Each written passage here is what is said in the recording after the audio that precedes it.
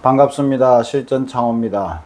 오늘은 실리콘 강의 세 번째 편이 되겠습니다. 오늘 강의의 주제는 실리콘 총의 각도에 대해서 말씀을 드려볼 건데요. 이 실리콘 총의 각도라는 것이 이 사람들마다 많은 얘기들이 있고 논란이 있습니다. 그래서 실리콘 총의 각도를 어떤 사람은 45도라고 이야기하는 사람도 있고 70도라고 얘기하는 사람도 있고 90도라고 얘기하는 사람들도 있는데, 이런 숫자가 말이 안 되는 겁니다. 그리고 실리콘은 결과물이 반드시 이러한 모양이 되어야 되는 이유는 실리콘의 하자와 또 곰팡이까지를 우리가 계산해 두고 염두에 두었기 때문에 이제 이런 모양이 반드시 나와야 되는데, 이런 실리콘의 하자와 곰팡이라든지 이런 거에 궁금하신 분들은 실리콘 강의 1편, 2편을 참고하시면 아주 상세하게 설명이 잘 되어 있을 겁니다. 그러면 이제부터는 우리가 아주 좁은 면적을 쓰거나 이만큼 넓게 하거나 실리콘 결과물은 반드시 이런 모양이 이제 나와야 된다는 건데, 이 모양을 내기 위해서 이제 우리가 쓰는 게 이 실리콘 건, 실리콘 총이라는 건데, 이 총의 각도를 이렇게 숫자로 45도, 70도, 90도 어쩌고저쩌고 이제 이렇게 숫자로 이야기하면 절대로 이게 답이 없는 겁니다. 그래서 요거부터 간단하게 증명을 제가 해보자면, 첫째로 실리콘 각도를 45도라고 얘기하는 분이 있다면 이 예민한 실리콘 이 각도가 이게 45도인지 40도인지 이걸 어떻게 정확하게 알 수 있겠습니까?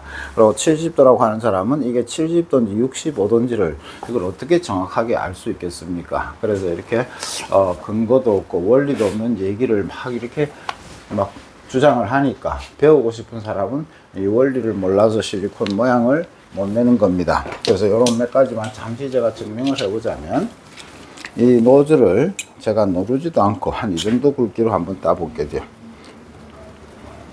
자, 요렇게 지금 동그랗게 땄습니다. 요런 노즐을 장착을 해서도 저 세 번째 모양이 나올 수 있다면 그거를 제가 증명을 잠깐 해볼 텐데요.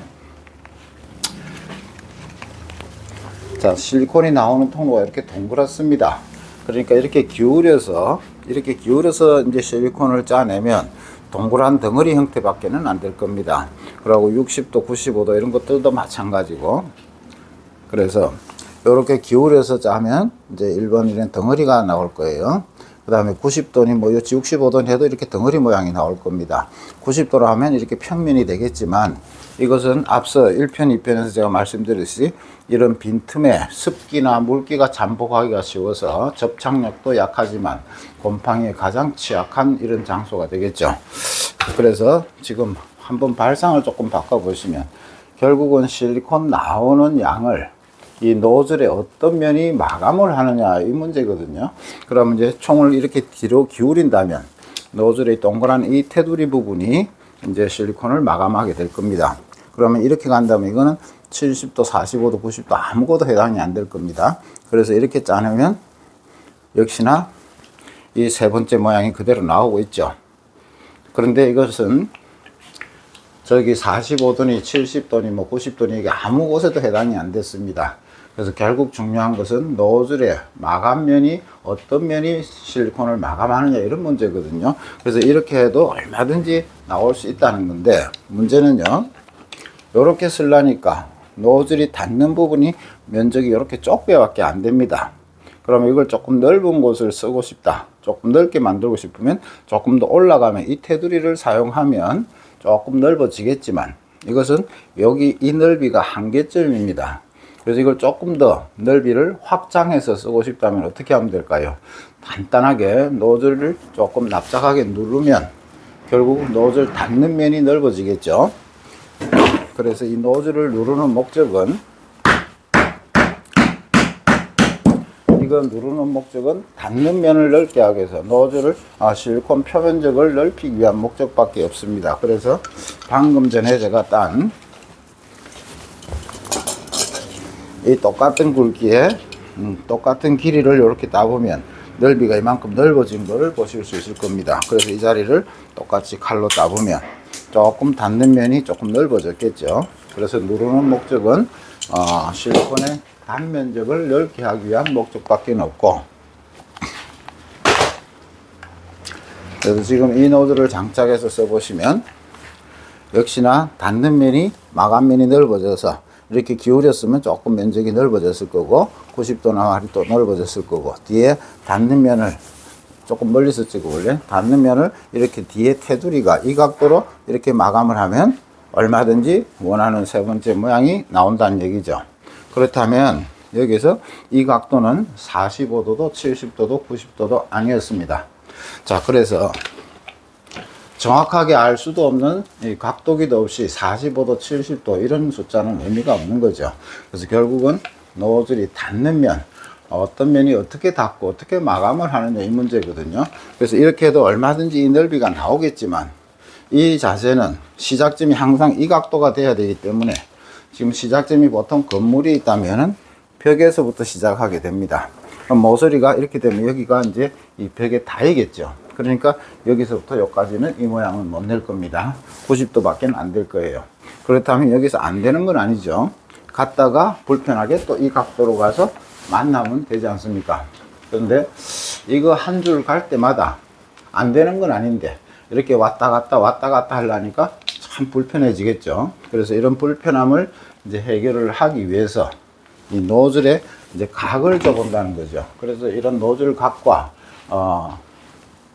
실리콘 총의 이 상관관계, 실리콘 총의 각도와의 상관관계를 조금만 아시면 되는데, 그러면 이제 이 노즐의 각은 또 몇 도일까? 이렇게 생각해 보면 사람들이 더 예민해집니다. 그래서 총의 각도도 말이 안 되는 거고, 숫자라는 게. 그래서 이제 그 다음에 사람들이 제일 궁금해 하는 게 이 노즐 각은 몇 도일까요? 라고 물어보면 사람마다 또 제각기 30도, 45도, 때로는 뭐 60도 이렇게 이제 의미 없는 이런 숫자들을 이야기하게 됩니다. 그래서 이거 각도기도 없는데 이 예민한 실리콘을 몇 도 이 수치로 되는 게 아니거든요, 이게. 그래서 노즐을 누르는 목적은 닿는 면을 넓게 하기 위해서 실리콘 면을 좀 넓게 내기 위한 목적밖에 없다는 것이었고, 그래서 이 적당히 눌러보니까 이 면이 넓어졌습니다. 그래서 이 노즐을 이게 몇 도인지 각도를 알 수가 없다는 거죠. 그래서 이렇게 적당히 각도를 주고 따보면 이제 이런 모양이 이게 각도가 몇 도인지를 모른다는 얘기죠. 그래서 이 노즐을 장착을 해서 또 실리콘을 짜보면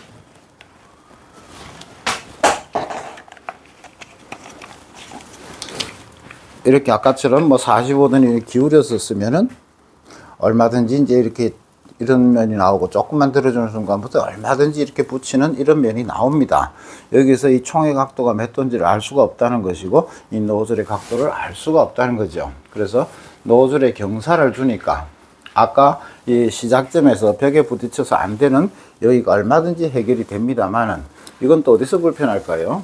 뒤에가 만약에 닿는 부분이 벽이라면 여기서부터 여기까지는 또 이 총이 닿아서 또 안 되겠죠. 그렇지만 안 되는 건 아니잖아요.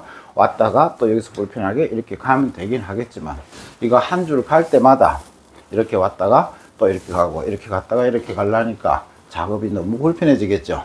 그래서 이 두 가지 상황만 보더라도 실리콘 총의 각도나 노즐의 각도는 숫자가 아니고, 결론을 말씀드리자면 총의 각도는 내가 상황에 따라 노즐을 어떻게 만들어 쓰느냐에 따라가는 것이 총의 각도지, 노즐을 무시하고 총의 각도만 일방적으로 얘기해서는 이 결과물이 나올 수 없다는 거죠. 오늘 여기까지만 하고 다음 영상에서는 이제 그러면 이 중요한 노즐이 왜 90도가 정답은 아니지만 왜 90도를 선호하게 되는지, 또 90도가 안 되는 이런 불편한 자리는 노즐각을 어떻게 활용하는지 이런 거를 좀 다뤄보도록 하겠습니다. 오늘 영상은 여기까지로 하겠습니다.